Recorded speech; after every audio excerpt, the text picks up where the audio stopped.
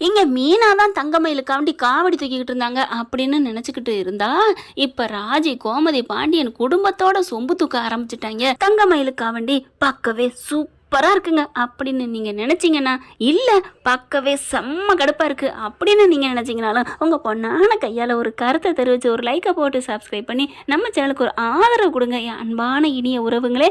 இப்ப பாத்தீங்கன்னா போய் பார்த்துட்டு பேசிட்டு வந்துடுறாங்க. அந்த தங்கமயிலும் இல்லத்த அப்படித்த இப்படித்த எப்படியோ ஆறுதல் பண்ணிடுறாங்க. அத்தையும் அவங்க ஆத்தா அப்பனும் ரொம்ப தான் பேச ஆரம்பிக்கிறாங்க. பேசக்கூடாதுன்னு சொல்லி இருந்தோம், அவங்களால அடக்க முடியல. இங்க பாரு தங்கமயிலும், உங்க அம்மா உங்க அப்பாவை வாய் அடக்க சொல்லு அப்படின்னு சொல்லிடுறாங்களா. அம்மா போங்கம்மா அப்படின்னு சொல்லி அடக்கிறாங்க.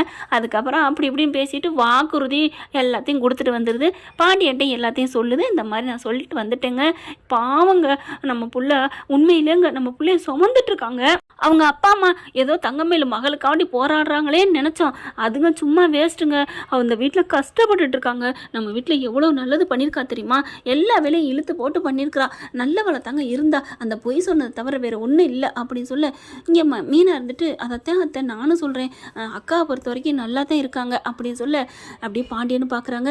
சரி இப்போ என்ன பண்ணுறது, இப்போ உடனேவா ஏற்றுக்க முடியும், மனசு ஒத்து வரலையே, கொஞ்ச நாள் பொறுக்கட்டு இருந்தாங்க சொல்லிட்டு வந்திருக்கேன், அதனால் நம்ம பார்த்து தாங்க காயை நகர்த்தணும். இப்போ தங்கமேலு கூப்பிட்டா வீட்டுக்கு வருவாளா, வருவா வரலைங்கிறது பெருசு இல்லைங்க, அவளுக்கு எப்படியாவது நம்ம பேசி சம்மதிக்க வைக்கலாம் அப்படின்னு அப்படியே ஒரு மாதிரியாக பேச, என்ன என்ன கோமதி சொல்லு, ஏன் பின்னுற, பேசு.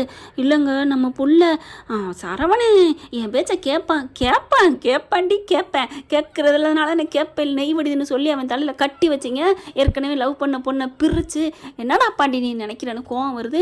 ஆனாலும் பாண்டி என்ன பண்ணுறாங்க, நான் அன்னைக்கு கூட வாக்கு கொடுத்துட்டேன் கோமதி. என்னது வாக்கு கொடுத்துட்டீங்களா, என்ன வாக்கு? இல்லை உன் ஆசைக்கு நான் அன்னைக்கு தப்பாக இருந்துட்டேன், இனிமேல் உன் ஆசைக்கு நான் துணை நிற்பேன்டா, கவலைப்படாதடா அப்படின்னு சொல்லிட்டேன் கோமதி. உங்களுக்கு யார் சொல்ல சொன்னது, உங்களை யார் சொல்ல சொன்னது? அப்போ உன் மேலே நான் கோவமாக இருந்தேன், அதனால என்கிட்ட கேட்க மாட்டீங்களா? விடு கோமதி, இப்போ என்ன பண்ணுறது, இருந்தாலும் நான் சொன்னால் கேட்பான்னு நினைக்கிறேன்.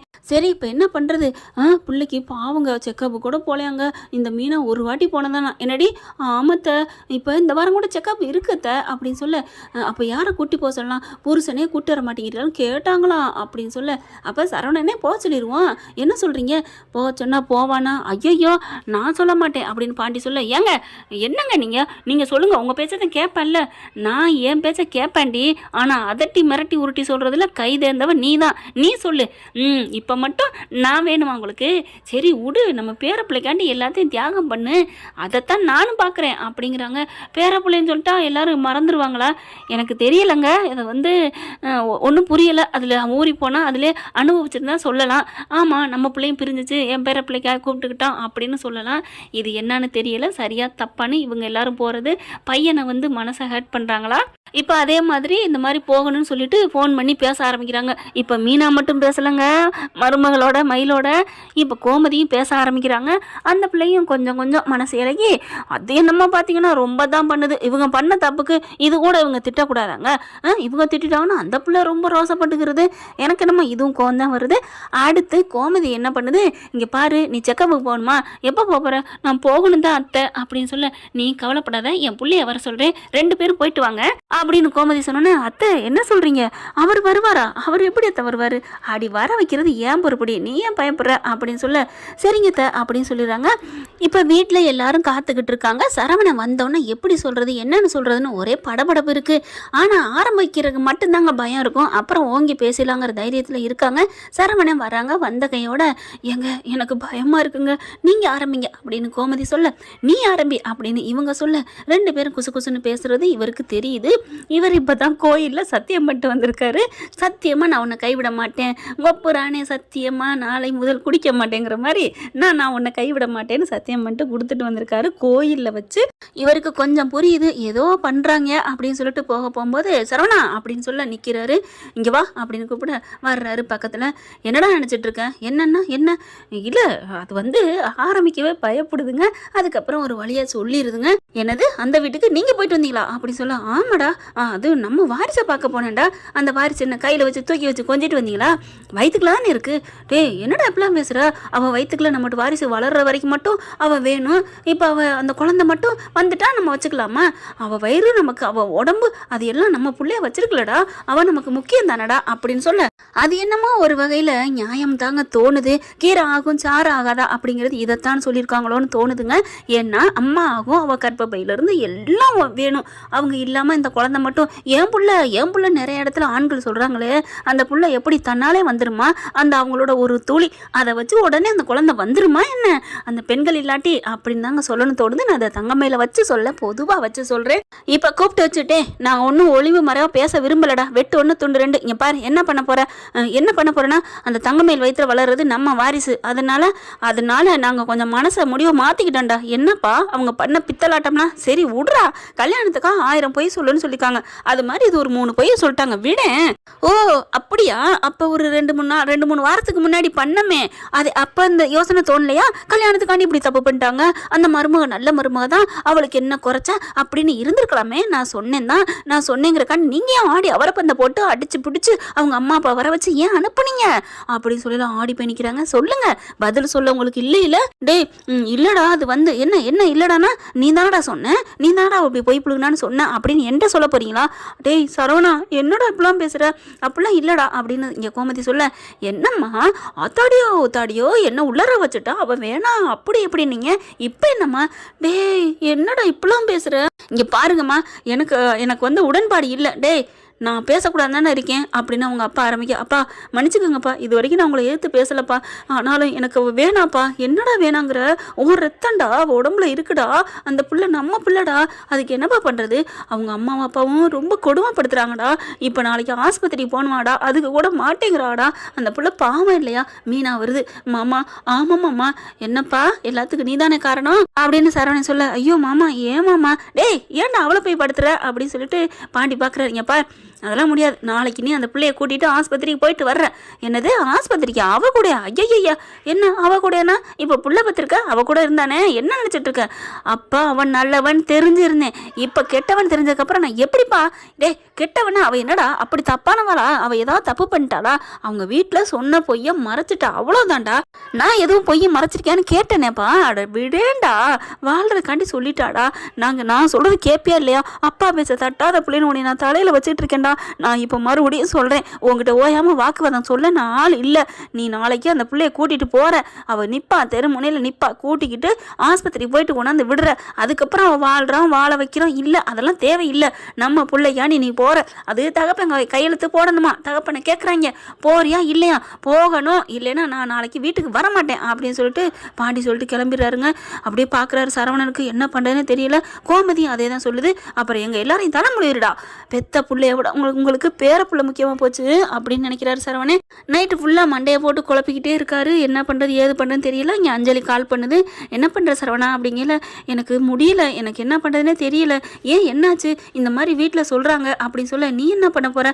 எனக்கு போகிறதா உத்தேசம் இல்லை அப்படிங்கிறாங்க.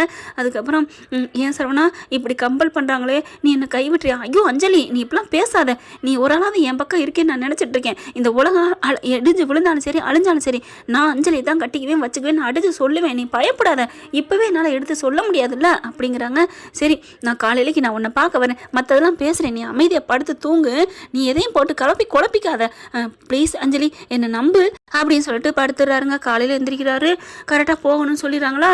இவர் அப்படியே ஒரு மாதிரி ஆகிறாரு. என்னடா கிளம்பிட்டியா அப்படின்னு பாண்டி சொல்ல, இங்கே அஞ்சலி கால் பண்ணிகிட்டே இருக்காங்க. அஞ்சலி கிட்ட போகிறதா இல்லை தங்கமேல்கிட்ட போகிறதா ஒரே தவிப்பாக இருக்குது. அப்போ ஆத்தா கிடுக்கு பிடி போடுறாங்க, வண்டியை போடுறா, போடா போய் அவளை போய் ஆஸ்பத்திரியில் காமிச்சிட்டு வாடா அப்படின்னு சொல்ல, அப்படி பார்க்குறாங்க. இல்லை கோமதி இவன் போக மாட்டான், நான் இப்போ விட்டு கிளம்புறேன் அப்படின்னு கிளம்புறாரு. அப்பா அப்படின்னு சொல்லிட்டு இருந்தாலும் அப்பா மேலே பயங்கரமான பக்தி இல்லையா? சரி நான் நீங்கள் சொன்னீங்கிறக்காண்டி ஒரு டிரைவர் மாதிரி கொண்டு போய் காமிச்சிட்டு வர்றேன், அவ்வளோதான், மற்றபடி அவளை நான் ஏற்றுக்கொள்ள முடியாது. கோமதிக்கு ஒரே சந்தோஷம். இப்போதைக்கு ஒரு பிள்ளையார் சொல்லி போட்டு வைப்போம், போயிட்டு வரட்டும். அவள் பார்த்து அவளை அழுகைய, அவளை வயிற்றுல வளர்ந்து அப்படி வயிறு உப்பசமாக இருக்கு இல்லையா, அதை பார்த்தாலே தான் பிள்ளை இங்கே வயிற்றுக்குள்ள இருக்குன்னு அவன் மேலே இறக்கம் வந்துருங்க.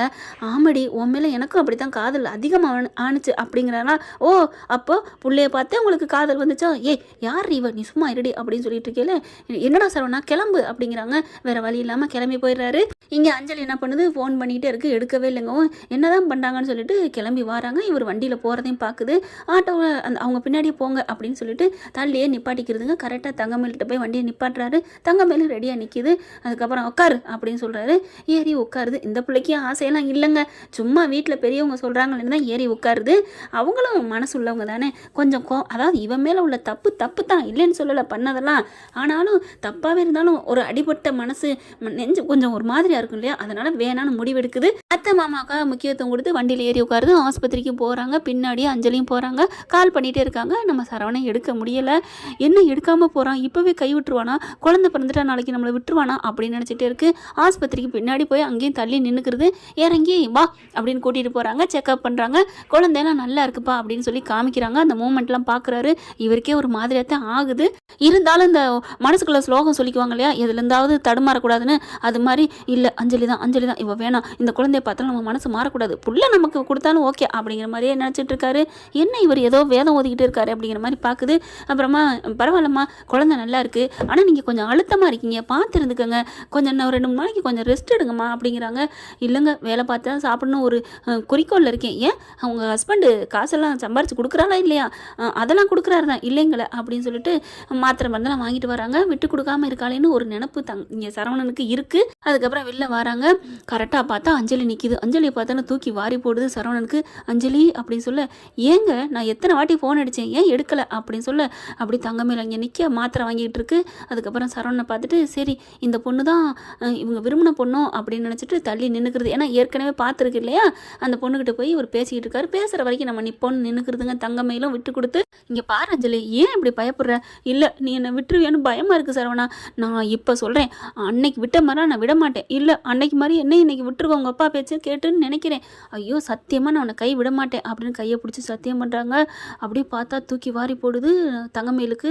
என்ன இது இப்படிலாம் சத்தியம் பண்ணுறாரு, இங்கே பாரு என்ன ஆனாலும் சரி எனக்கு நீ தான், நான் உன்னை அப்போ இருந்து நான் அவ்வளோ சின்சியராக லவ் பண்ணியிருக்கேன், அந்த லவ்வை கெடுத்தது எங்கள் அப்பா, இன்னைக்கு லவ்வை கெடுத்துட்டு ஒரு பிராண ஒருத்தி கல்யாணம் பண்ணி வச்சிருக்கா, அவன் நல்லவளோ கெட்டவளோ எனக்கு இப்போ அவன் வேணாம், என் மனசில் அவள் இல்லை சுத்தமாக இல்லை அப்படின்னு அடித்து சொல்கிறத கேட்டு அப்படியே மின்னல் வெட்டுதுங்க நம்ம கோமதி மண்டைக்குள்ளே. அதுக்கப்புறம் வருது. கிட்டக்க வந்தோடனே பார்க்குறாங்க 3 பேருமே நிற்கிறாங்க.